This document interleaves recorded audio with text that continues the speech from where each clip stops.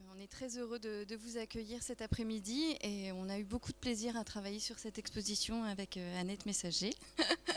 Et surtout parce que Annette Messager est très généreuse et c'est comme ça qu'elle m'a fait découvrir le travail de Gwenelle Aubry par ce livre Personne. Donc peut-être pour rentrer tout de suite dans le vif du sujet de ce dialogue qu'on va vous proposer cet après-midi, c'est de savoir pourquoi ce livre Personne vous a touché, Annette. Ça marche, oui. Ça marche.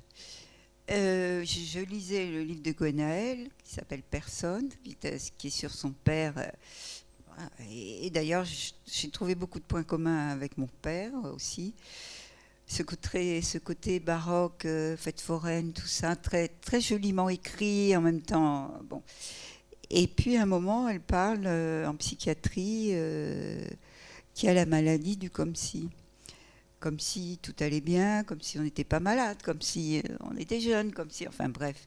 Et je me suis dit, mais on fait tous comme si, puisque la vie est brève et on sait, la seule chose qu'on sache, c'est qu'on va tous finir, voilà, qu'elle est très brève. Et donc j'ai changé mon titre, j'ai dit à mon directeur, je voudrais changer le titre. Il m'a dit d'accord, comme si. Et plus j'y pense, et plus. Enfin, c'est peut-être très prémonitoire ce titre, et il m'accompagne beaucoup. Peut-être le passage du livre auquel Annette fait référence, c'est donc l'histoire de ce père, et on dit « Il y a en psychiatrie une maladie que l'on nomme maladie du comme si. Ceux qui en souffrent font comme s'ils n'étaient pas malades, comme si tout était normal, comme si quelque chose existait comme la normalité. Cette maladie du comme si, c'est, d'une certaine façon, celle de la bourgeoisie, c'était celle de ma famille paternelle. En tout cas, comme des parents de Fritz Zorn, j'ai découvert Mars dans la bibliothèque de mon grand-père. » Peut-être que vous voulez... Je crois qu'il y a ça marche, ça, différentes sortes de comme si. Pour tout vous dire, j'ai dit à Annette, j'avais un peu oublié ce passage. J'ai écrit ce livre il y a déjà plusieurs années.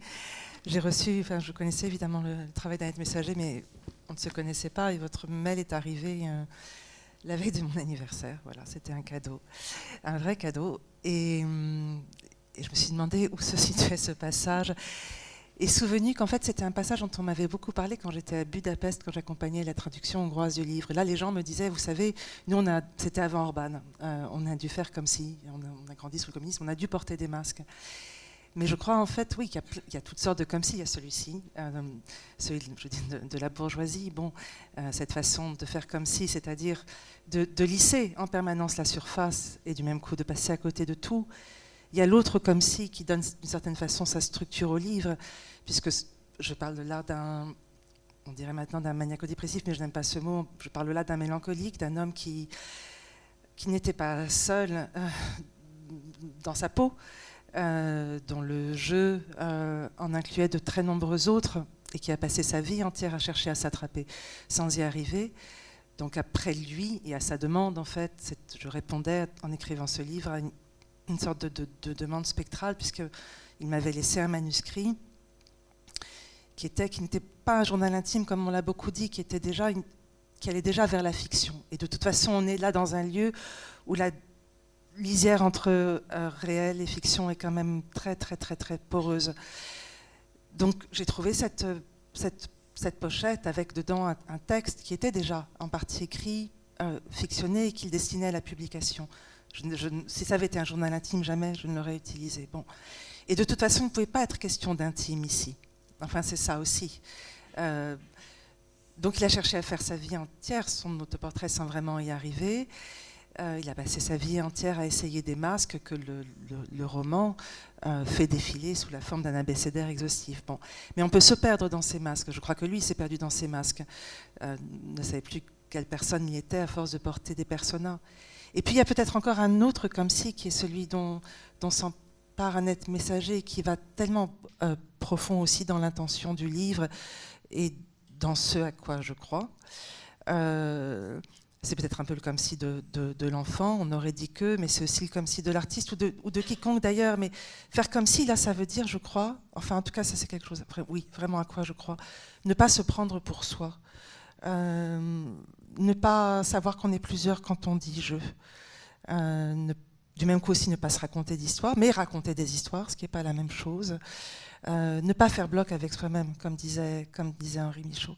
Et c'est ce que vous avez fait depuis toujours, en déclinant des identités multiples, Annette Messager truqueuse, Annette Messager collectionneuse. Et je crois profondément, même si c'est de plus en plus difficile de le faire entendre, en tout cas dans le champ littéraire, que l'on écrit, joue, peint, dessine, sculpte, etc., qu'à condition d'être attentif à toutes les voix qui disent « je » à l'intérieur de nous. Et quand j'étais très jeune et que j'ai commencé à vouloir vraiment être artiste, j'avais fait ce que j'appelais mes pensionnaires avec des petits moineaux où je leur ai tricoté pour les réchauffer, etc. Bien sûr, je ne suis pas folle, je ne fais pas d'art brut, bien que je me sente très proche de ces gens. Et pour gagner ma vie, j'avais appris à faire de la gravure. Je n'avais pas appris grand-chose à l'école, mais j'ai appris à faire de la gravure. Et en fait, j'ai retourné des miroirs et le teint, je l'attaquais avec de l'acide. Et donc, je pouvais faire des dessins. Et donc, de l'autre côté, des personnages, des n'importe quoi. Je signais souvent Buren. Pour le faire chier, je peux vous dire. Oui, carrément. Parce qu'il était tellement psychorigide que ça m'énervait un peu.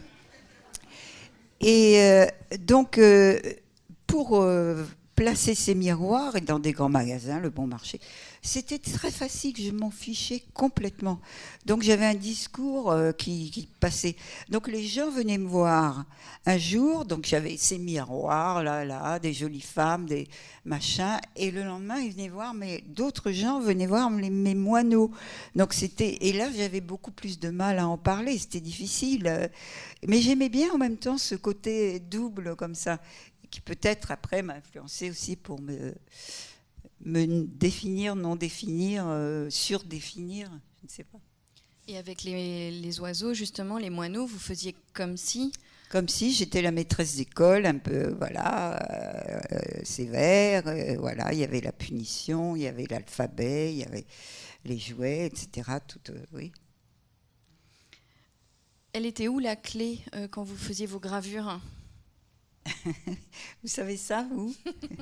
Oui, parce qu'il n'y avait que moi dans cet atelier qui faisait de la gravure. J'aimais bien, j'étais toute seule. Et donc, j'avais la clé et je la cachais, tout le monde savait, derrière, etc. Puis un jour, cette clé a été volée et le directeur m'a fait venir et m'a dit, c'est vous qui aviez la clé, donc c'est vous qui avez volé tout, donc vous êtes renvoyé. Ah, mais j'ai dit, je suis tellement contente d'être renvoyée de cette école de merde. Non, mais c'était une très mauvaise... Ça a changé, hein, c'était l'école des arts décoratifs. Non, mais ça n'a plus rien à voir. Mais il y avait, heureusement, sur le même trottoir, il y avait la cinémathèque. Et j'ai passé mes jours et mes nuits à la cinémathèque. J'ai vu des premiers Warhol, des films d'Hitchcock, et ça m'a énormément influencée. C'est là où j'ai vu des gros plans de baisers, de mains, etc. Je pense que j'ai été très, très influencée par ces séances cinématographiques. Et c'est ce que vous avez remis en jeu, par exemple, dans Mes Vœux, avec des... Oui, absolument. J'ai fait beaucoup de photos de mes amis, des gros plans, de toutes les parties du corps. Et après, des fragments de nos corps, masculins, féminins, que j'ai mélangés et superposés dans des formes, des grandes formes de triangles, de ronds, etc. Et pour en fait pouvoir les accrocher les uns derrière les autres, comment faire? Oui, avec des ficelles, tiens, comme ça je peux passer. C'est là d'où est venue l'idée de cordes, de ficelles, parce que c'était obligatoire. Et je me souviens, parce que le MoMA a une pièce de ça, et ils m'ont dit, j'étais là une fois, et donc il y a un gardien qui me dit, oui, il y a un visiteur qui touchait toutes les photos et tout ça. Et on lui a dit, mais c'est interdit. Et il a répondu, mais moi j'ai payé pour tout voir, donc je veux voir toutes les photos. Donc il y a beaucoup d'anecdotes à ce sujet, et on en a piqué beaucoup aussi d'ailleurs. La photographie, c'est ce qui vous a permis de faire un tour du monde ? Elle sait des choses. Oui, j'étais. J'ai été à Paris depuis pas très longtemps, étudiante. Et puis ma mère, je suis née à Berck-Plage, donc pas si loin que ça d'ici. Et ma mère me téléphone en me disant, tu sais, le petit photographe là du coin, et voilà, t'étais avec ton père à Étaples, t'as fait une diapo. Donc je lui ai donné cette diapo parce qu'il y a un concours Kodak. Je l'ai insulté, en disant, mais d'abord tu pourrais me le dire, tu aurais pu me prévenir, et tu sais que tous les concours c'est toujours truqué. Elle me dit, écoute, c'est un concours Kodak, donc j'ai rempli les papiers, j'ai envoyé cette diapositive, et je viens de recevoir un courrier à ton nom, comme quoi tu es sélectionné parmi les 6 meilleures photos. Mais j'étais furieuse, j'ai dit, mais qu'est-ce que c'est que cette histoire, etc. Et en fait, il y avait une cérémonie, je ne sais plus, au théâtre des Champs-Élysées, et évidemment... C'était moche, hein, toutes ces photos, c'était vraiment touristique. Mais à ce moment-là, la photo couleur, on n'en faisait pas beaucoup dans le nord de la France. Donc les autres, c'était que des médecins, des gens, etc. Donc il y avait des appareils photo extraordinaires dans le sud, très colorés. Tandis que moi, il y avait eu 2 pêcheurs, c'était dans le brouillard, puis il y avait juste un peu de soleil sur leur visage. J'ai appuyé sur le bouton, est-ce que c'est mon père qui m'a passé l'appareil ? Enfin, vraiment, il y a eu cette photo, et qui a gagné le premier prix, 2 billets d'avion, tour du monde, avec beaucoup d'argent, pour 2 personnes. Ce qui fait que j'ai eu beaucoup d'amoureux à l'époque. Ça... Voilà, donc j'avais jamais pris l'avion, on a attendu que je sois majeure, je suis partie avec une amie, Anne Poirier d'ailleurs, qui s'appelait pas comme ça à l'époque, et c'était très très bien de partir à 2 filles, on était invités partout, et puis, non, je suis pas partie avec Anne Poirier, pardon. Elle, on voulait aller aux États-Unis, mais ses parents, après ils ont refusé, ils ont dit c'est 2 folles là. Non, je suis partie avec une dame qui était une sorte de marraine, qui avait tout bien préparé. Moi, j'avais rien fait. C'était très, très bien. Et c'est là où j'ai découvert que ma culture grecque, quand j'ai été arrivée au Japon, j'ai vu un caillou, des jardins zen. J'ai dit, mon Dieu, mais qu'est-ce que c'est que ce truc-là ? Et on me disait, c'est très, très important. Et ça a changé beaucoup de choses. Je me suis dit, oui, il y a d'autres cultures que la mienne qui sont formidables, qu'il faut que je connaisse, qu'il faut que je... Voilà. Et le Japon, c'était important aussi pour vous, puisque c'est eux qui ont décerné le Premium Imperiale. Que vous avez obtenu. Longtemps après, oui. Bien longtemps après. Oui.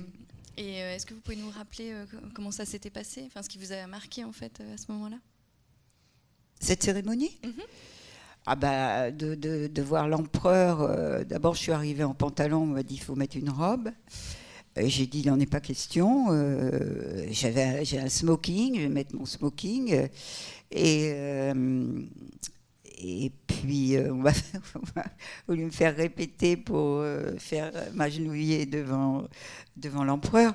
Non, mais c'est la cérémonie de la veille, parce qu'on purifie les gens qui vont voir l'empereur. Donc, il y a toute une nuit dans les jardins impériaux où il y a des prêtres qui jouent de la musique. On doit passer par certains chemins et on vous bénit, on vous purifie, et ça c'est très très beau. Le lendemain, c'est un peu conventionnel, ennuyeux, sauf qu'après, il y a un repas, il y a des repas de tous les coins de la cuisine, de tous les coins du Japon, des steaks comme ça, extraordinaires.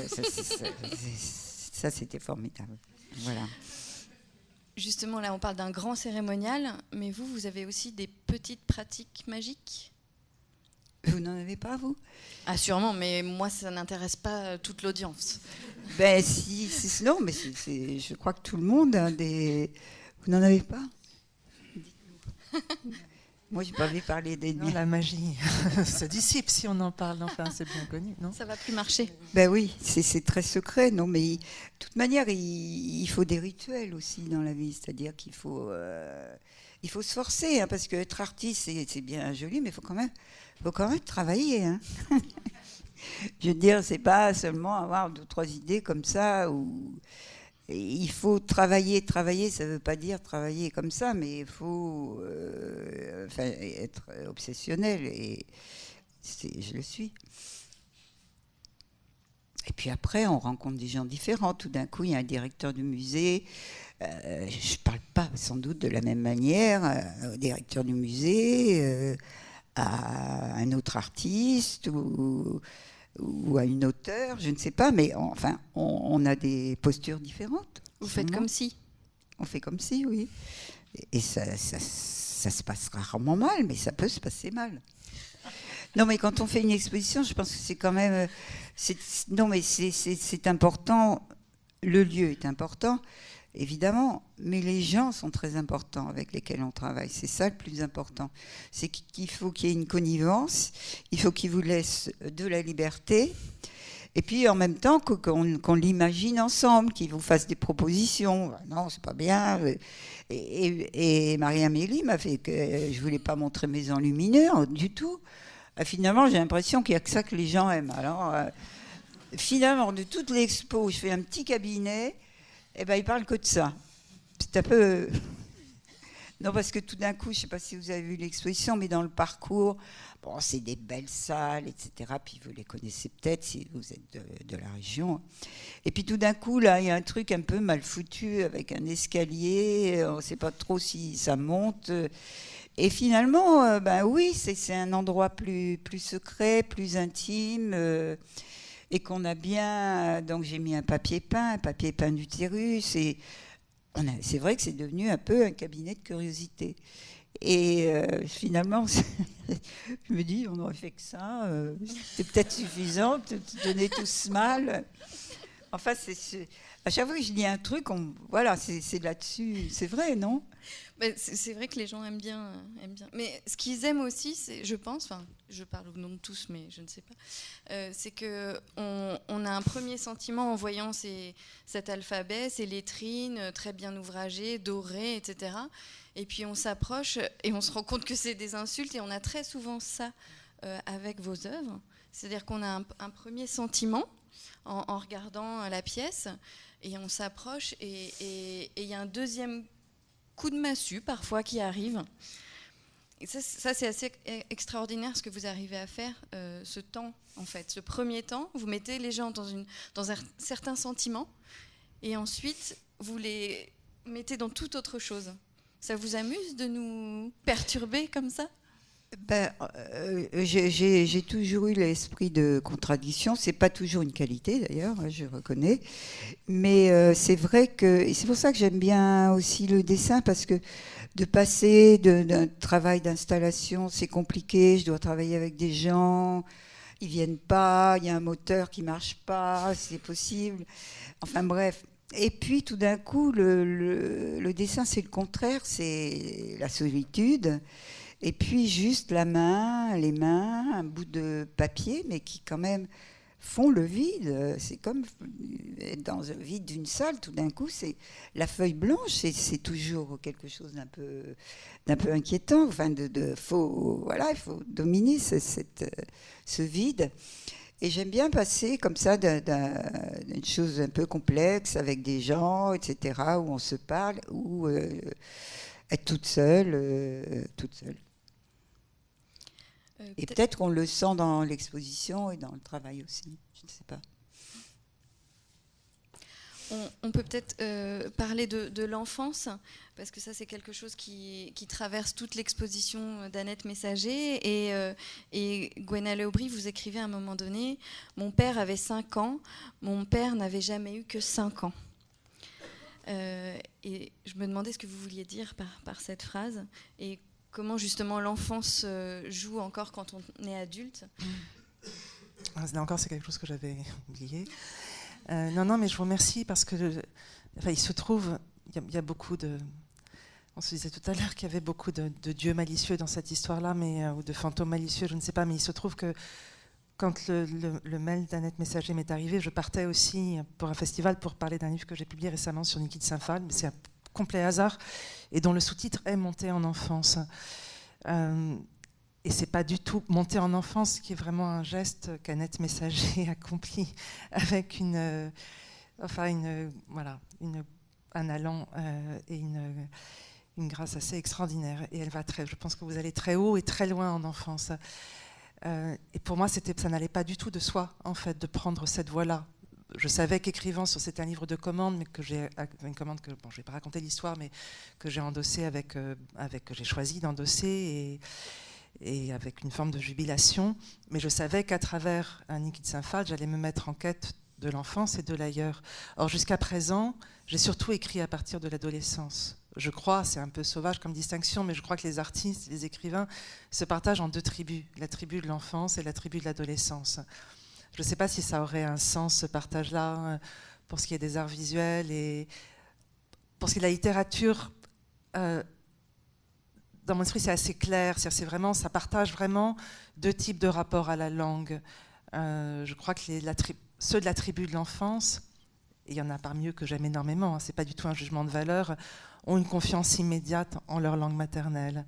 Je pense à Yves Bonnefoy, par exemple, qui parle de la mère disant à l'enfant « Vois, c'est l'arbre, vois, c'est la rivière, vois, c'est le ciel, ces grandes entités simples, ces grands mots simples. » Voilà. Et puis il y a la tribu de l'adolescence, et ceux-là, dont je suis peut-être plus proche, ont un rapport plus tourmenté à la langue, maternelle, lui font moins confiance. Sylvia Plath, que j'aime énormément, Ingeborg Bachmann, que j'aime énormément, appartiennent à la tribu de l'adolescence. Bon, bref. En tout cas, me mettre en quête de Saint-Phal, c'était une façon pour moi de changer un peu de tribu. Voilà. Et puis, il s'est passé une chose très étrange. Et là, pour le coup, c'était des dieux malicieux, mais c'était une mauvaise malice. Je partais en quête de l'enfance et de l'ailleurs. Et au moment où il commençait à me devenir proche, j'ai perdu la très vieille dame qui était le garant de mon enfance, ma grand-mère, et on a tous perdu l'ailleurs puisque la pandémie a fait irruption. Voilà. Mais j'ai choisi d'accueillir tout ça dans ce livre qui prend la forme d'une partie de cartes, en fait, d'un jeu de tarot. Je voulais laisser place au hasard du même coup, et c'est finalement le réel qui a fait effraction. Donc j'ai tiré d'autres cartes que je n'avais pas prévu de tirer. Je les ai tirées, j'ai tiré la mort, le pendu et le fou, mais je les ai rejouées. Et je pense qu'en les rejouant, je les ai conjurés. Voilà, je pense que rejouer le réel, je ne pense pas que l'art puisse changer le réel, on le saurait. En revanche, je pense qu'il peut le rejouer, et que rejouer, c'est déjà une façon de triompher. Voilà. Ben oui, le président polonais qui a parlé de Charlot, voilà, du film de Charlot. Ah, c'était beau. Oui. Zelensky, c'est Oui, Zelensky qui a parlé de Charlot.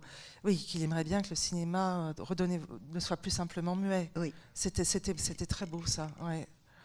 Et c'est un ancien acteur, d'ailleurs. C'est un ancien acteur, mais Oui. qui a eu un geste incroyable. Enfin, pardon, c'est un peu du bavardage, mais ça m'a quand même beaucoup frappé. Je trouve ça intéressant. Il a donc ce rapport à l'image qu'il maîtrise parfaitement. Et du jour où il a été nommé président, j'ai vu ça, il a demandé qu'on enlève qu'il n'y ait pas d'image de lui dans les bureaux, les administrations, etc. Mm-hmm. Vous voyez, donc oui. un double rapport d'extrême maîtrise, en fait, de l'image, de la photographie, de l'icône, et en même temps de méfiance par rapport à l'icône. Ça m'a beaucoup frappé. Parce que vous parliez de l'enfance et bon, je suis une vieille dame, hein, je l'ai accepté. J'ai compris il n'y a pas si longtemps que ça que j'étais passée dans la vieillesse, parce que je sais pas que j'avais oublié, c'est que voilà. Mais en fait, je sais plus, il y a une phrase de Victor Hugo qui dit quand on est vieux, on a son âge et on a tous les âges. c'est en faire une force, quoi, justement. C'est que effectivement, on a tous les âges. Peut-être on est gaga, donc on revient enfant en même temps. Et c'est vrai que, bon, moi je pense que j'ai toujours eu un peu tous les âges. Et j'oubliais toujours quel âge j'avais d'ailleurs. Et peut-être qu'un artiste, c'est ça aussi. Sébastien, il faudrait que tu parles un peu. Fasse son travail. Merci Annette. Tout le travail à faire. Non, mais en tout cas, c'est le fait, effectivement, la question de l'âge pour les artistes, et notamment la question de désapprendre ou de la question de l'enfance, c'est quelque chose qui a intéressé de nombreux artistes. On a pu le voir notamment dans l'exposition qui précédait la tienne, notamment Paul Klee, par exemple, qui a cherché à un moment donné à revenir à cette question des sources, à la question de l'origine, finalement, de la fabrication d'un langage. Et Picasso, il a dit « J'ai mis très longtemps à devenir un enfant ». Exactement.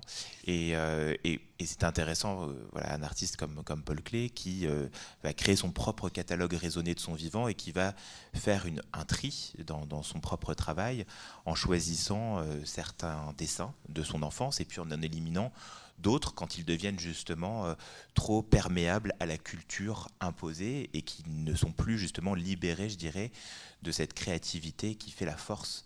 Et ce que les artistes cherchent souvent, de revenir à ses origines ou de revenir, c'est pour ça que la question du langage aussi est souvent au cœur et c'est un point de rapprochement, le moment où le dessin est un langage, où la graphie, où l'écriture, écrire c'est dessiner et dessiner c'est écrire, quoi.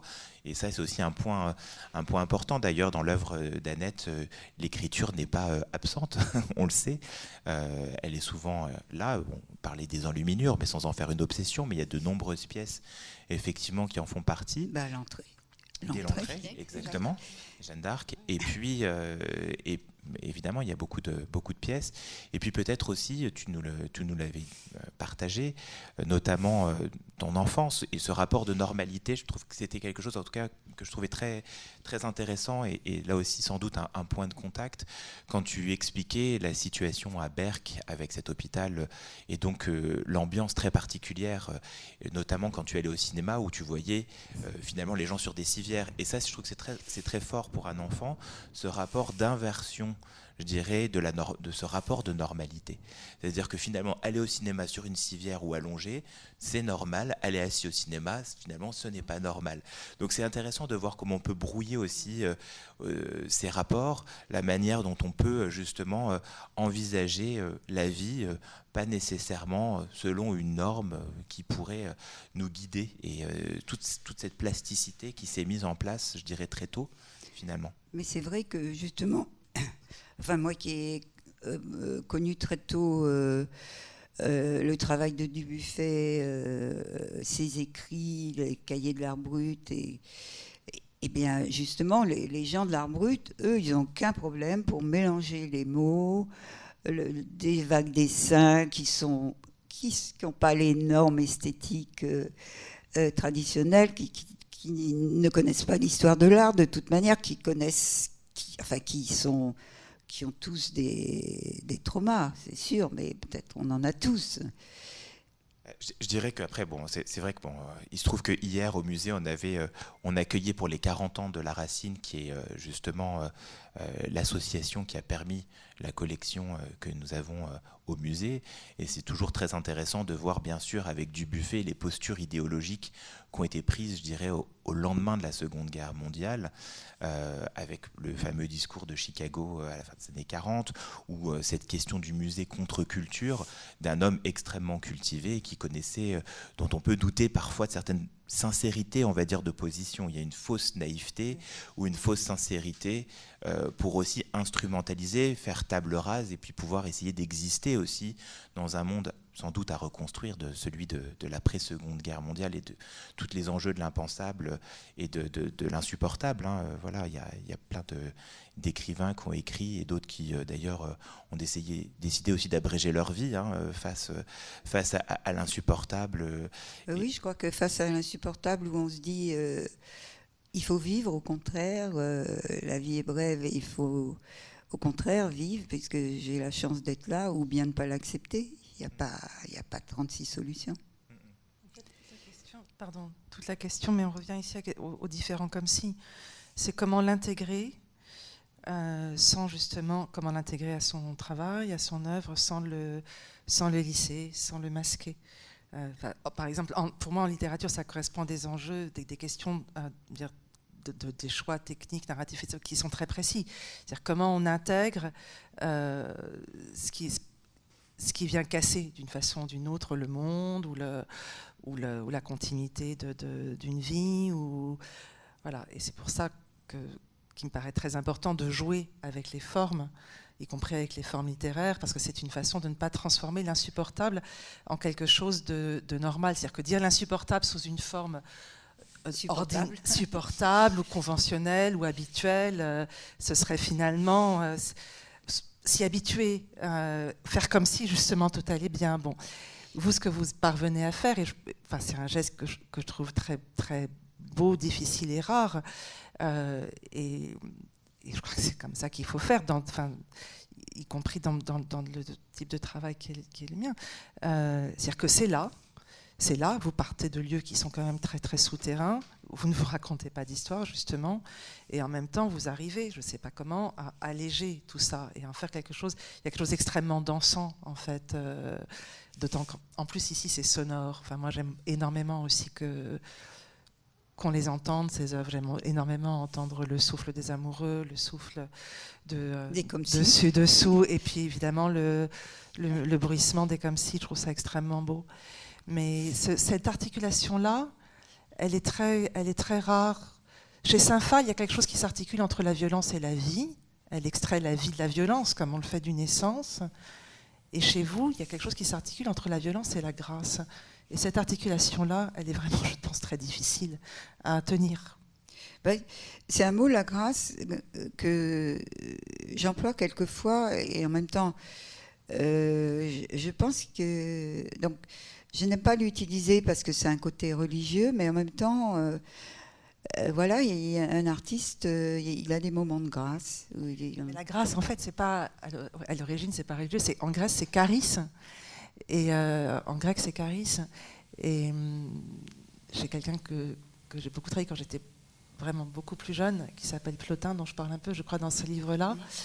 Plotin dit que la grâce est supérieure à la beauté, parce qu'en fait, elle est le reflet de la vie. Voilà. Et donc, il met fin, il rompt avec l'esthétique de la beauté, avec l'esthétique classique de l'harmonie, etc., au profit d'une esthétique de la grâce, qui est une esthétique de la vie. Donc, c'est ça, vous voyez, que j'entends. C'est pas en ce sens religieux. Et puis, il y a quand même aussi quelque chose qui a à voir avec la danse, tout simplement. Et je me demandais, dans l'art brut, est-ce qu'il y a la littérature d'art brut ? Oui. Tout à fait. Oui, bien sûr. Des écrits un peu disjoints, etc. Oui. Mais oui, bien sûr. Oui. Mais qui sont très connus ou... Non, ça reste encore un paysage moins connu finalement que les arts visuels. Par exemple, Boabré, mais Boabré, il a écrit énormément, mais on ne connaît pas ses écrits. Non, on ne connaît pas. Après, je dirais par exemple comme Darger, qui est sans doute une des grandes figures de l'art brut. Il y a quelques pièces dans la collection. Il a écrit il y a plus de 30 000 pages, donc on va dire que c'est un... J'en ai lu un peu. On va dire qu'il a quand même... Mais c'est intéressant parce que justement, c'est aussi un peu, comme tous les artistes, il va aussi faire de l'assemblage, c'est-à-dire qu'il va à la fois piquer des termes dans les hymnes religieux. Quand il va à des services religieux, il va prendre des phrases de chansons qui existent ou dans de mots dans les journaux, et il va lui-même en faire, je dirais, un récit qu'il va transformer en changeant un prénom, en changeant et il va réussir à construire, je dirais, toute une narration qu'on peut retrouver dans certains de ses dessins ou dans ses livres, ses carnets intimes.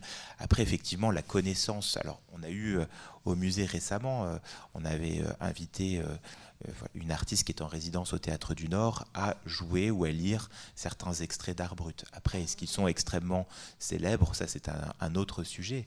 Et puis, on peut dire qu'il y a peut-être aussi des artistes ou ou du champ de la littérature. Je pense à notamment une personne qui s'est retrouvée à Rodez, à l'hôpital psychiatrique. Voilà, on peut se poser plein de questions. Après, tu nous le disais d'ailleurs, Annette, quand tu es venue aussi, ce terme d'art brut, qui est un terme qui ne te convient pas. D'autres artistes nous ont, Marie-Amélie pourrait le dire, parce qu'elle était aussi commissaire de cette exposition, Laure Prouveau, qui avait exprimé justement cette idée de, elle plutôt, parce qu'en anglais, la traduction, c'est outsider. Il n'y a pas véritablement de traduction. Et aujourd'hui, outsider, avec tout le contexte, est aussi remis en question. Elle parlait plutôt de insider, quelque chose qui vient des tripes, qui vient vraiment de cette force, un peu cette impossibilité de faire autrement, dans une certaine mesure. Et Annette, vous préférez parler d'art vierge ? C'est au Brésil, où il y a quand même un des plus grands artistes, Rosario Ispo. Je ne sais pas si vous en avez dans la... Oui. On attend un généreux donateur. C'est extraordinaire, parce qu'en même temps, il n'avait aucune culture, et il a refait la bicyclette de Duchamp, enfin, c'est incroyable. Et il a écrit beaucoup, et il s'est servi des mots aussi, sur des manteaux, c'est un artiste incroyable. Et eux, ils appellent ça l'art vierge, pour désigner l'art brut. Parce que le côté brut, c'est un côté brutal, ce que n'est pas... C'est pas du tout brutal, c'est intérieur, mais brut, c'est du fait qu'il l'a trouvé. Et c'est pas ce sens-là, c'est au sens primaire peut-être qu'il a voulu dire ça. Tout à fait. Faire semblant, parce que le comme si, c'est bien sûr faire semblant, comme on l'a déjà dit un peu. Vous aviez à un moment donné créé des chaussures en carton, fabriqué. Vous pouvez nous parler un peu de ce moment-là ? Bon, c'est vieux, hein. Oui. J'avais fait toute une série de lunettes en carton, de chaussures, de gants. J'aimais beaucoup l'artiste Oldenburg, qui lui avait fait des très grandes choses comme ça, d'objets du quotidien. Et j'ai tout jeté, je crois, tout a disparu. J'ai plus rien. Mais oui, j'avais des valises entières. Et c'était pourquoi les avoir fabriquées comme ça en carton ? C'était pour jouer. Je voulais que ce soit moche. Enfin, je voulais que ce soit à la fois important et dérisoire. Donc tout ce que j'ai souvent dit, tout ce qu'on trouve dans une maison. Qu'est-ce qu'on trouve dans une maison ? Du papier, des tissus, des cheveux. On trouve tout. Et donc, maintenant, en plus, avec les ordinateurs, tout arrive, quoi. Avant, je prenais plein de magazines, etc. Je découpais des choses dedans. Mais maintenant, avec l'ordinateur, tout vient à vous, chez vous. C'est même terrible parce qu'on peut être enfermé complètement et tout y arrive. Ça veut dire qu'il y aurait trop d'images qui vous arrivent ? Il y a énormément d'images qui vous arrivent. D'ailleurs, je ne sais pas pourquoi on dit sage comme une image, parce qu'une image n'est pas sage du tout, non ? Passage comme une image, il faut que ça passe, les images. Oui, il faut que ça passe, oui, parce qu'il y en a, elles sont vite remplacées par d'autres. Oui, non, c'est vrai qu'on est complètement... en fait, j'aime toujours les images. Peut-être ce qui est intéressant, effectivement, même si tout n'a pas totalement disparu, malgré ce que Annette disait tout à l'heure. Même mes archives, grâce à Christian. Christian qui est là, je les détruis pour pas qu'on les trouve. Je les brûle. Bon. Des photos compromettantes, des choses comme ça. Parce que, vous savez, ils gardent tout, sinon ils archivent tout, ils sont terribles. Et le pire sont les conservateurs de musées, ils sont infréquentables. Oh là là, oui. Donc justement, sur cette question d'objets en carton ou d'objets aussi un peu en papier mâché, puisque tu utilisais le journal, notamment des chaussures, des choses comme ça, comme tu le disais, c'est quelque chose que tu vas réutiliser par la suite comme matériau des années plus tard, justement, dans certaines de tes installations, il y en a certaines en salle, sur cette question de simulacre à chaque fois, de ces objets aussi, avec des échelles différentes, souvent on a parlé, ou on retrouve dans la littérature, des accents surréalistes aussi dans ton travail, une forme de filiation. Peut-être que tu peux nous en dire quelque chose, ou comment toi, tu te situes entre ce rapport à l'écriture et ce rapport à l'ambiguïté des images. J'aime pas du tout ce mot de surréalisme, parce que je trouve qu'il n'y a rien de plus surréaliste que la vie, que le réel, que ce qu'on vit tous les jours. Donc la réalité, c'est surréaliste. Voilà. Je veux dire, qui allait penser qu'on a... je sais pas, j'entendais ce matin à la radio, on est au 9e virus, là. Non, mais c'est... Hein ? C'est fou. Non, mais qui, il y a 10 ans, aurait pensé que de très loin, un virus allait bloquer le monde entier ? Qui aurait pensé qu'il allait faire 50 degrés en été ? Enfin, bref, donc tout ça, et votre voisin qui tout d'un coup devient trans et vous lui parlez le lendemain et il n'a pas le même sexe. Et c'est très bien, hein, je m'entends toujours très très bien avec lui, au contraire. Mais enfin voilà, toutes ces choses évoluent, c'est la vie et c'est très bien. Ok. Non, à un moment donné, du coup, Sébastien évoquait peut-être le black rap que vous utilisez beaucoup pour emballer certaines œuvres. Quand est-ce que vous avez découvert ce papier métallisé qui est plutôt utilisé pour le cinéma en lumière? Vous savez, je suis toujours fâchée avec les dates. Je ne pense pas que ce soit de la coquetterie, peut-être un peu, mais je ne saurais pas vous dire. Alors pas quand, plutôt pourquoi? Et pourquoi que ça Parce que ça vous intéresse? c'est un matériau qui est très malléable et qui est en même temps solide, c'est-à-dire que c'est une feuille d'aluminium et qu'on peut froisser, qu'on peut recouvrir tous les objets. Voilà, et ils sont noirs puisque c'est utilisé pour obturer des lumières, ça ne brûle pas. Donc c'est très manipulable. Donc j'ai commencé à faire des petits objets, et puis ça continue. Je sais pas pourquoi. Et c'est plus pour cacher ce qu'il y a en dessous ou pour que tous les objets soient... Oui, c'est uniforme. Il n'y en a pas un qui va être plus important que l'autre. Donc il faut qu'ils soient à peu près tous peut-être la même échelle et la même couleur. Donc le noir... Et puis c'est moins salissant. Donc j'ai fait des choses blanches au bout de quelques années. Tandis que le noir, c'est très bien, puis on peut repeindre, parce qu'en fait, sur ce papier d'aluminium, il y a beaucoup d'acrylique qui s'est retravaillé beaucoup quand même. Donc c'est beaucoup de travail, un petit peu de travail. Mais c'est bien parce que je peux les faire en très grand si je veux, en petit. J'ai aussi utilisé beaucoup le sky, puisque la pièce... daily où les objets du quotidien sont en sky noir, très, très simple, cousu, comme ça, presque design, un téléphone, un sac à main, etc. Et par contre, justement, avec des bouts d'organes ou de fragments de corps humain très moches, quoi. Enfin, vraiment pauvres, et on voit qu'ils sont un peu décrépits ou du moins en survie, où ils s'accrochent après ces objets qu'ils considèrent comme très très importants. La dépouille, c'est très important dans votre travail. Oui, j'ai beaucoup dépouillé. Bon, pas des humains quand même. Des peluches. Des peluches, oui, des peluches.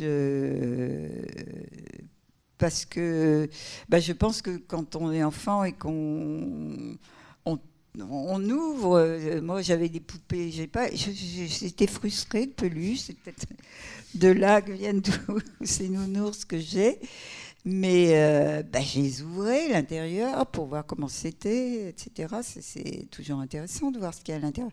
Pas son propre intérieur, ça on ne veut pas savoir ce qui s'y passe, comment c'est fait, mais l'intérieur des autres est intéressant. Attention. Ok.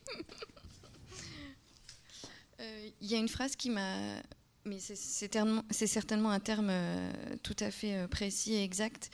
Dans le chapitre gisant, c'est le moment où le commissaire demande à votre sœur, à ma sœur enceinte de 7 mois, le commissaire a demandé si elle était bien l'inventeur du corps. Ce terme « inventeur du corps », ça m'a beaucoup... C'est le sens ancien qui s'est conservé, manifestement dans le vocabulaire policier, du verbe inventer, au sens de découvrir. De découvrir, oui. Christophe Colomb a inventé l'Amérique. Voilà, comme un archéologue est inventeur quand il découvre quelque chose. Et là, oui. Et donc ça s'est conservé, semble-t-il, dans le vocabulaire des, comment on dit, des médecins légistes, etc. Inventer le corps, oui. Mais oui, on n'a pas forcément...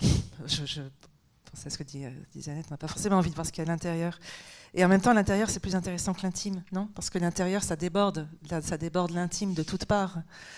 On parlait de ça tout à l'heure, avoir tous les âges, ou endosser plusieurs visages, ou dire je de multiples façons. L'intérieur, ça déborde l'intime, c'est beaucoup plus intéressant. Voilà. Même si c'est un peu noir. Je vous écoutais aussi parler du noir, que j'ai vu bien sûr dans vos œuvres, mais il se trouve que j'ai accepté cette commande sur Niki de Saint-Phal parce que je sortais d'un roman qui s'appelle La Folie Elisa. Je venais de finir un roman qui s'appelle La Folie Elisa, qui travaillait une matière ultra contemporaine, donc une matière noire en effet. Et il y a dans ce roman un personnage d'artiste fictif, une plasticienne grecque qui s'appelle Irini Santoni, et qui ne travaille que le vanta black, donc ce noir absolu qui absorbe plus de 99% de la lumière incidente. Et donc j'avais ce personnage d'artiste. En fait, c'est un roman où il y a quatre artistes qui quittent la scène entre 2015 et 2016. Et juste avant, en fait, on m'avait proposé d'écrire sur le livre sur Niki de Saint-Phal. J'ai fait un truc pas bien, j'ai dit oui. Et ensuite, j'ai dit non, parce que ce roman est arrivé. Et je me suis dit, ce qui m'intéresse chez elle, en fait, va passer entièrement dans le personnage d'Irini Santoni. Et puis, une fois le roman achevé, je me suis aperçue qu'Irini, en fait, tenait toute seule, et surtout que c'était un personnage de fiction, et que non seulement la place était libre pour écrire sur Niki de Saint-Phal, mais qu'en plus, j'en avais besoin, parce que justement, je sortais du noir, je sortais du vanta black, je sortais du noir radical. Voilà, donc j'avais besoin d'aller un peu avec elle vers la couleur, jusqu'à ce qu'en effet le réel fasse irruption. Et c'est vrai, qu'est-ce qui se passe quand le réel se met à prendre des allures de mauvaise fiction ou de dystopie? Enfin, qu'est-ce qui se passe quand on vit chaque jour dans un quotidien dont on se dit, mais quelle mauvaise fiction est en train de se rejouer? Moi, il m'a semblé pendant un temps que ça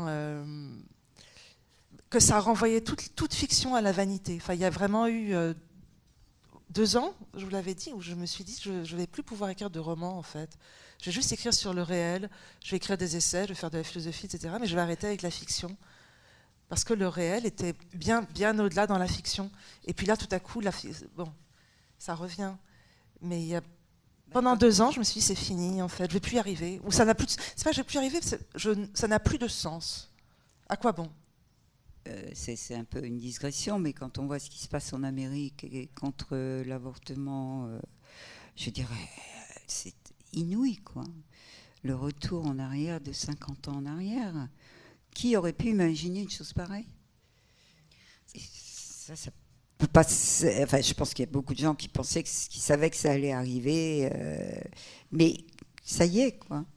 Mais c'est pour ça que vos œuvres sont si importantes, que quand vous faites une œuvre, vous vous inscrivez, je suis mon propre prophète, la salle des utérus, effectivement, c'est pour ça que c'est important, effectivement, parce que tout ceci peut changer du jour au lendemain. Et vous, ce qui est assez magique avec votre travail aussi, c'est que vous pouvez nous représenter des personnages historiques. Et là, vous me voyez arriver avec mes gros sabots.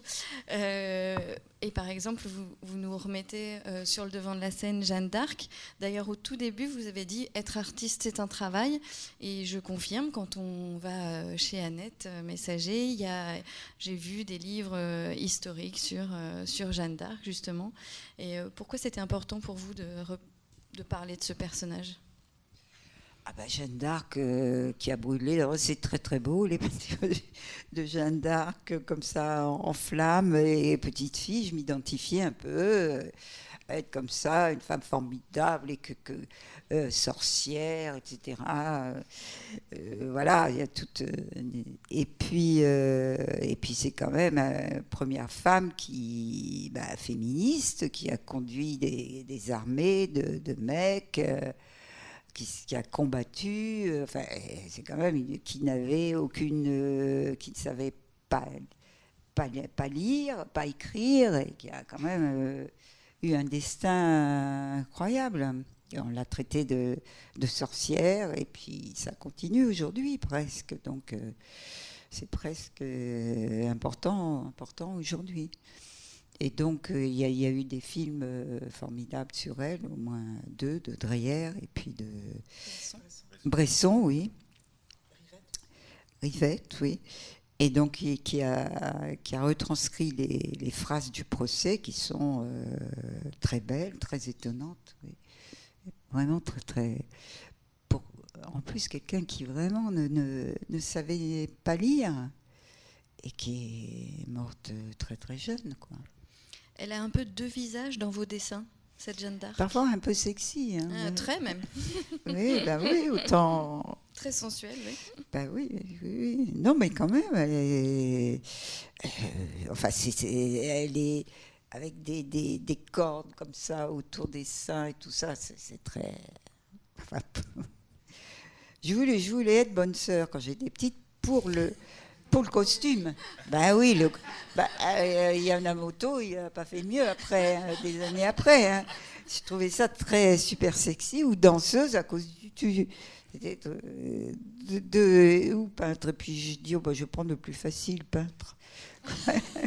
Parce qu'on m'a dit, danseuse, il faut beaucoup travailler, beaucoup travailler. Et puis, bonne sœur, tu vas être enfermée. Ben non. Donc, finalement, j'ai pris la troisième option. Oui. Il y a une danseuse qu'on retrouve assez souvent, justement, au milieu des crânes. Et elle a un petit tutu. Et elle a un visage crâne. Ah oui, c'est un petit squelette. Oui, c'est une petite danseuse, oui. Alors, je dis des bêtises quand je dis que c'est la petite danseuse de Degas ? Oui. Ah oui, bon, je dis des bêtises. Non, ça serait plutôt Posada, les Mexicains, tous ces rituels comme ça, de la Toussaint, où j'étais dans un cimetière comme ça. J'étais d'ailleurs avec un Américain qui avait drôlement la trouille. Il était minuit dans un cimetière au Mexique et tout le monde buvait, mangeait pour fêter la fête des morts. C'était très impressionnant. Il y avait des pétards, de l'alcool... Et cet Américain un peu strict, finalement, il avait drôlement les jetons. Mais...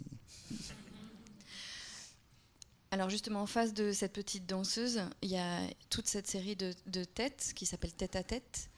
Alors on pense souvent au Memento Mori, mais vous, c'est pas du tout ça que vous exprimez dans cette série-là. En fait, c'était pour, ce sont des vanités. Il y a une grande histoire de l'art sur les têtes de mort, les vanités.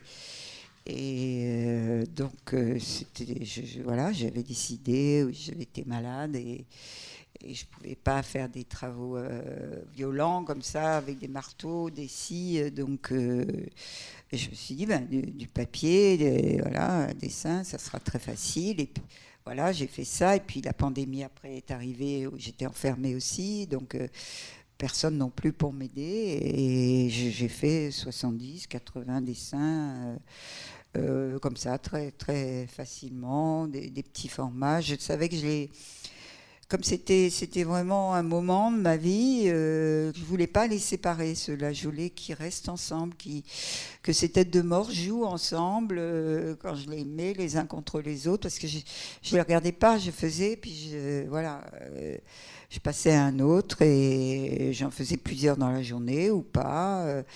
Et c'est très agréable, c'est avec de l'eau, et donc c'était... Souvent, je dis que c'est l'eau qui fait le dessin, parce que l'encre acrylique, elle suit le cours de l'eau sur le papier qui prend des formes bizarres et qu'on ne maîtrise pas. Et heureusement, d'ailleurs, il faut être le jouet de ce qu'on fait. Sinon, c'est très important. D'ailleurs, quand je sais ce que je vais faire, c'est raté. C'est même pas la peine de le faire, puisque je le sais. Et quand je le sais, c'est beaucoup moins bien que dans ce que je pense. Donc j'aime beaucoup mieux, c'est pour ça que je ne peux pas faire des vidéos ou des choses comme ça, parce qu'il faut savoir quand même, avoir une ligne, etc. C'est peut-être pareil pour un livre d'ailleurs, ne pas exactement savoir où on va. Non, il faut pas. Enfin, il faut laisser des trous, mais plus que ça même. Ouais. Il faut laisser, je sais pas, évidemment il n'y a pas de loi, il n'y a pas de règle. Moi c'est comme ça que je travaille, parce qu'en fait, l'inconscient travaille quand même beaucoup, donc il faut laisser place à ce qui peut surgir ou ce qui peut se précipiter au sens quasiment chimique du terme, qui sont des choses qu'on n'a pas devinées, qu'on n'a pas anticipées. Et puis dans le travail au long cours sur un livre, l'écriture c'est une pratique c'est très pauvre, on a besoin de rien, on n'a besoin de rien ni de personne, du moins dans le temps de l'écriture. Après, une fois que le livre est publié, on sort de l'autarcie, mais ça, c'est des grands corps quand même, les romans. Il y a une masse qui se constitue peu à peu à mesure qu'on écrit, et qui acquiert sa vitesse propre. Donc il faut lui laisser aussi sa vitesse. Mais vous pouvez écrire partout ou bien toujours au même endroit? Partout, mais dans des conditions précises, pas de bruit, pas d'interruption. Mais j'écris même peut-être. Enfin, j'ai vécu longtemps à l'étranger. J'écris plutôt mieux à l'étranger qu'en France, en fait. Mais voilà, maintenant c'est plus compliqué de faire ça. Mais non, j'ai besoin de calme, mais j'ai besoin de régularité, en fait, et de solitude. Ouais. Oui, je pense qu'on a tous besoin de ça. On a tous besoin aussi de se créer des rites comme ça. Oui. De telle heure, il va faire ceci. Oui, après, on ne le suit pas, mais de s'imposer des règles. Dans votre travail, c'est pareil aussi. Oui, c'est pareil. Il y a besoin effectivement de ritualiser les choses pour y parvenir. Je dirais que c'est un peu comme le chemin et la montagne, quoi. Si on regarde la montagne, ça paraît inaccessible et il faut avancer sur le chemin pas à pas. Et d'un seul coup, quand on finit par se retourner, on voit le chemin accompli.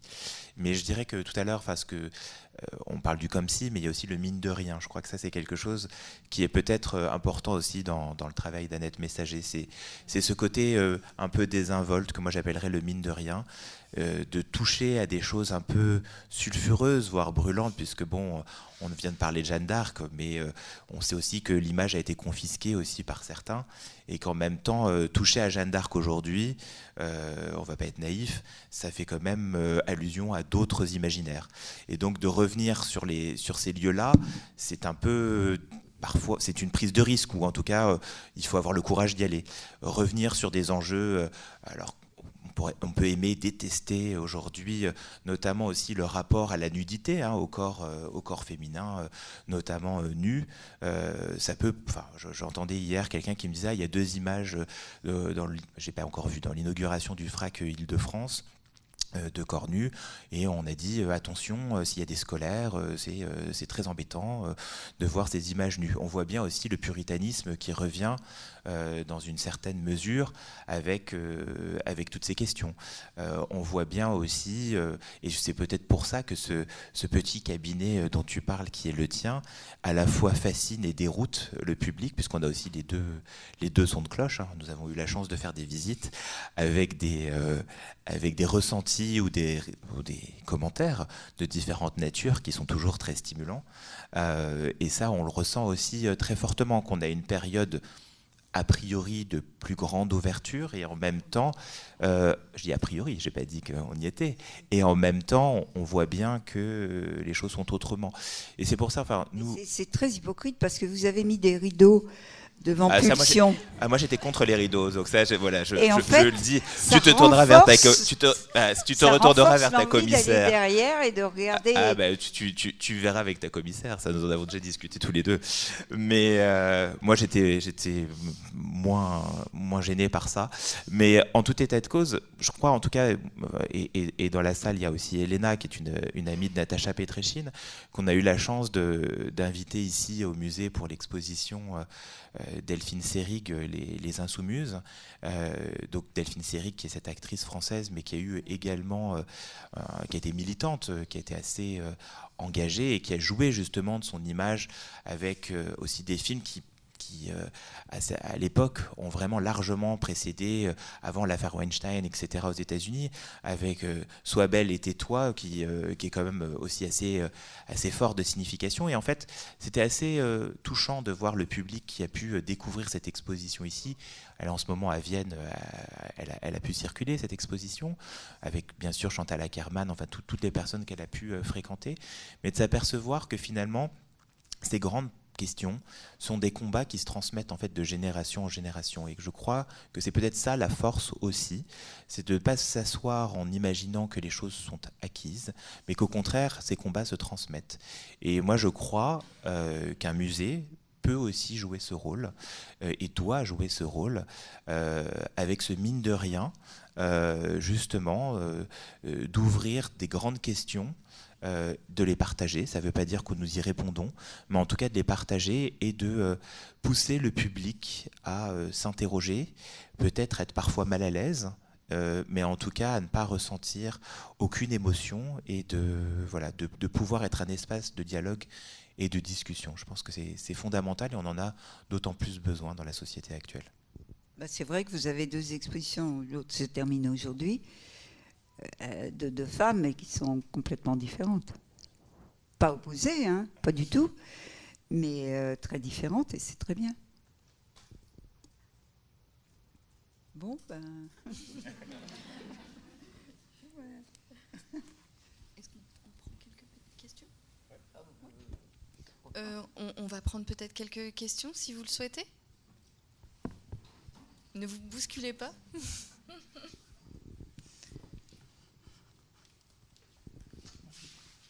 D'abord, merci à toute l'équipe pour la magnifique expo. Je voulais demander à Annette Messager si le nom qu'elle porte a été une injonction ou un guide, parce que Annette, c'est quand même un diminutif qui renvoie au monde féminin et à l'enfance. Il n'y a rien à faire. C'est pas Anne, c'est Annette. Et vous l'avez conservé. Ah bon, c'est peut-être un autre. Donc je me pose la question. Et alors, on m'appelait Annès, on m'appelait Jeannette. Oui, Jeannette, ouais. Et alors l'autre beaucoup chose, Messager, par contre. C'est Messager, justement. Est-ce que Messager, il y a une injonction? Est-ce que vous êtes obligé de transmettre des messages, ou est-ce que vous êtes juste un go-between qui transmet des messages, ou voilà? Est-ce que ce nom vous a porté? On pense souvent que c'est un nom d'emprunt, que c'est pas mon nom. On l'a plusieurs fois dit. Mais non, je suis née Messager et je mourrai Messager. Et je ne sais pas, parce que je l'ai tellement connu. Quand je lui ai écrit, j'ai mis son nom à l'envers, parce que souvent je signais Régassem, c'est Messager à l'envers, et Ténam Régassem. Je trouvais que c'était très chic. Le nom de... Elle est à l'envers quand je lui ai écrit la première fois. Oui, j'aime bien les palindromes, tout ça, j'adore ça. Mais j'aime bien beaucoup le nom de Messager, mais on me dit toujours, vous avez un message, alors avec un nom pareil que vous avez choisi. Ben non, je n'ai pas choisi. Des choses qu'on ne choisit pas dans la vie. J'aurais pu changer de nom, c'est vrai, mais non. De prénom, oui, ça ne me plaît pas. Comme on m'a dit au début, tu devrais tricher sur ton âge, mais toi 10 ans de moins, il y a beaucoup d'artistes qui font ça, un tel, je ne dirais pas qui. Mais non, je... pas, il faut essayer d'accepter l'inacceptable. Et vous aimez bien dire, je suis messagère sans message. Oui. Point final. Hein. Une autre question peut-être? Non?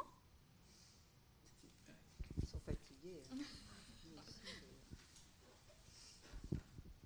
Merci pour l'exposition qui est vraiment extraordinaire. J'aurais souhaité qu'Annette puisse nous dire quelques mots sur ces filets qu'on retrouve à plusieurs endroits de l'exposition. Oui, j'aime beaucoup les filets c'est un peu comme ce qui est caché par la pulsion. En fait, les filets, ils cachent. En même temps, on a envie de voir ce qu'il y a derrière. Donc, c'est assez provoquant. Les femmes, avant, mettaient des voilettes, des sortes de filets. Et puis, ça protège, mais ça protège tellement que aussi ça enferme. Donc, et puis, je suis née à Berck-sur-Mer, où il y avait des pêcheurs avec les filets, etc., qui ramenaient le poisson. J'ai vu ça toute ma jeunesse. Donc, voilà, je pense que tout ça, ça vient de tout ça. Mais ils sont en général toujours noirs, et c'est beaucoup plus dit.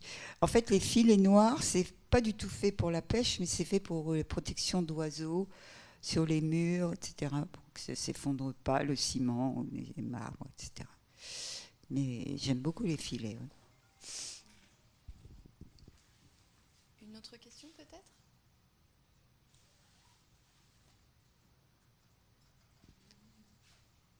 Bon, alors moi je vais en poser une dernière. on a parlé tout à l'heure à table justement que vous aviez plusieurs identités, Annette Messager, collectionneuse. Vous en êtes attribué en tout cas plusieurs, collectionneuse, truqueuse, femme pratique. Et le féminisme est souvent revenu et parfois, vous n'aimez pas être réduite justement à mais j'aime pas qu'on réduise quiconque à son identité, à son sexe, etc. En tout cas, aujourd'hui, on l'emploie un peu n'importe comment. Mais quand je disais dans les années 70 que j'étais féministe, on me disait « Ah bon, tu trouves pas que c'est ringard ? À quoi ça sert ? Aujourd'hui, faut être féministe. » Ben oui, on l'est, d'accord. Mais c'est trop facile de dire ça aujourd'hui. Mais voilà, on l'est tous. Et justement, vous aimez bien l'escargot ? Oui, c'est ce qu'on disait tout à l'heure. Oui, on est un peu hermaphrodite, les artistes. Et l'escargot, il a 2 sexes. Et quand ils copulent, eh ben, ils font des enfants des 2 côtés. Et ça, heureusement que nous ne le faisons pas. Parce qu'alors là, on est déjà nombreux sur Terre. Vous imaginez, ça serait... Donc, elle aussi, c'est une hermaphrodite, m'a-t-elle dit tout à l'heure. Avoué ça tout à l'heure. Oui. Oui, ça m'a amusé parce que il y a une phrase de Tinguely, en fait, c'est une phrase que je vous citais tout à l'heure, qui dit en gros, le tout féminin est complètement idiot, le tout masculin est tout aussi bête, la seule solution, qu'on le veuille ou non, c'est l'hermaphrodisme. Bon. Et oui, c'est toujours cette affaire-là, ne pas s'identifier à ce qui, de l'extérieur, apparaît comme évident. On est évidemment des femmes, on écrit, on sculpte à partir de corps de femmes, mais peut-être qu'avoir un corps de femme, c'est aussi pouvoir en accueillir de nombreux autres. Je crois qu'on a aussi en commun La sorcière de Michelet. Ah oui, j'adore. Oui, c'est vraiment écrit d'une manière... c'est splendide. Oui. Et à un moment, je ne sais pas si vous vous en souvenez, mais Michelet fait dire, à propos de La sorcière, elle a une envie de femme, c'est-à-dire une envie du tout. Et c'est peut-être ça aussi, avoir envie du tout, vouloir être tout. Sylvia Plath disait qu'elle était la fille qui voulait être tout. Et c'est vrai que moi, parfois, parce qu'on en parlait tout à l'heure, mais dans le champ littéraire, il y a cette chose de plus en plus insistante et en fait que je trouve c'est ce que Rancière appelle la logique policière de l'assignation, quoi. De plus en plus, on pense que si vous écrivez à la première personne, c'est de vous que vous parlez, donc que je, c'est forcément moi, et que moi, c'est forcément une identité sexuelle ou sociale, ou biographique, surtout biographique. Bon. Et c'est de plus en plus difficile, en fait, de faire entendre tous ces décalages. Non, je, c'est pas forcément moi, et moi, c'est beaucoup d'autres choses. Bon, c'est pas que mon histoire, mon papa, ma maman, ce que j'en ai à voir, etc. C'est beaucoup d'autres choses. Bon. Et c'est très très difficile à faire entendre. Enfin, il y a même parfois des malentendus assez ahurissants. Et dans ces cas-là, moi, parce que ça finit par m'énerver un peu, il y a une phrase d'Empédocle que j'aime beaucoup, un fragment, qui dit moi aussi j'ai été jeune homme, jeune fille, buisson et muet poisson de mer. Voilà, pas escargot, mais muet poisson de mer. Et c'est bien de pouvoir rappeler à tout le monde qu'on a tous été, qu'on peut tous être jeune fille, jeune homme, buisson et muet poisson de mer. Voilà, parce que sinon c'est triste. Enfin, Saint-Phal, elle disait ça d'ailleurs, elle disait homme, femme, enfant, vieillard, comme vous tout à l'heure quand vous disiez j'ai tous les âges, ne sommes-nous pas tous là à la fois? On se rend très malheureux en se coupant de ses possibilités. Oui, en fait, on se rend très malheureux en se coupant de ses possibilités. Je pense que c'est pareil pour un musée. Vous passez, je ne vais pas dire du coq à l'âne, mais presque. Et ça, c'est bien. Non, mais je veux dire, vous avez une ligne d'art brut, bien sûr, mais vous faites Paul Klee, après Annette Messager, etc. Et heureusement, parce que le public ne sait pas vraiment ce qu'il va voir, quoi. Il faut le surprendre. Alors, il y a plusieurs choses. Justement, il y a le coq à l'âne, mais il y a aussi des lignes de force. Je pense que ce qui est important, en tout cas, c'est comme ça que je ressens les choses, c'est ce plaisir de faire découvrir, ce plaisir de surprendre, ce plaisir de la curiosité partagée. Je crois que ça, c'est quelque chose de fondamental, de cette découverte, ou alors, quand on imagine connaître, en fait, on s'aperçoit qu'on ne connaît pas si bien. C'est un peu ce que vous êtes en train de dire, ces multiples identités, ces multiples facettes qui ne sont pas réduites à telle ou telle chose. Et je pense que aussi un musée est un lieu de la pluralité qui va au-delà de la question d'un simple goût, d'une simple ligne directrice. Et que c'est important d'accompagner. Et cet accompagnement, il est lié justement à la curiosité que l'on peut produire pour ne pas être dans un lieu, et le LAM, je crois, à cette personnalité, de ne pas montrer les artistes tels qu'on peut s'y attendre. Par exemple, te concernant, je pense que le public est notamment aussi est surpris de découvrir autant de dessins, parce que on n'imagine plus Annette Messager, on n'imagine pas Annette Messager. Alors évidemment, les vœux, le rapport à la photographie, le rapport à l'installation. Oui, oui, mais nous, notre... Plus petit, plus discret. Voilà, ou sur des carnets, ou autrement. Mais notre rôle aussi, en tant que musée, c'est d'accompagner et de permettre de montrer des choses peut-être plus inattendues. Et je trouve que ça fait partie, justement, comme tu le disais, quand ça se passe bien et mal, ou mal et bien, et de pouvoir justement proposer des points d'entrée ou des points de connivence inattendus. Et je pense que cette exposition en propose un certain nombre, notamment, et quand on parlait tout à l'heure, quand je disais tout à l'heure, entre comme si et mine de rien, la question de la mort, c'est toujours une question aujourd'hui, notre société la fuit, hein, on la contourne, on regarde pas les choses en face comme d'autres sociétés ont pu le faire en la célébrant. Enfin, tu parles du Mexique, mais il y a dans plein de cultures. Moi, je me souviendrai toujours de cette exposition La mort n'en saura rien, qui pour moi est une exposition absolument époustouflante. À plein d'égards, on pourra en discuter longuement. Marqué, je trouve qu'aujourd'hui, avec la guerre en Ukraine, quand même, la mort est beaucoup plus présente aujourd'hui. Et puis, il y a eu le virus, le vaccin. Oui, mais on veut passer ça sous silence. On veut pas véritablement l'affronter. Je trouve moins, là. Je sais pas, c'est peut-être moi. Je sais pas. Je laisse Gwenelle. Non, je sais pas. Dans l'actualité, quand même, c'est tellement présent. On a des chiffres. En fait, les ce sont des chiffres. chiffres. Les chiffres. C'est des chiffres et c'est notre façon de... Et c'est là, quoi. Donc, je trouve qu'elle... C'est moi. Alors, je voudrais juste terminer sur une note un peu plus positive. Et Annette, est-ce que vous voulez bien nous parler de votre mot préféré ? Vous le connaissez ? Je crois, oui. Parlez-en. Ah, moi, je ne peux pas en parler, c'est votre mot. Non, oui, j'ai dit que c'était le mot désir, parce que si on ne désire plus rien, franchement, c'est même pas la peine de vivre.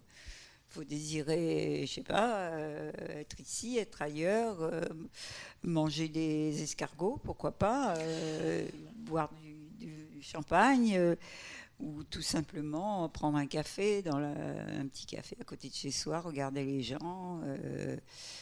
Tout, il y a du désir partout, hein, dans les moindres gestes quotidiens. Et dans ce qu'on fait, il faut vraiment avoir du désir. Sinon... Voilà. Donc, ayons tous du désir.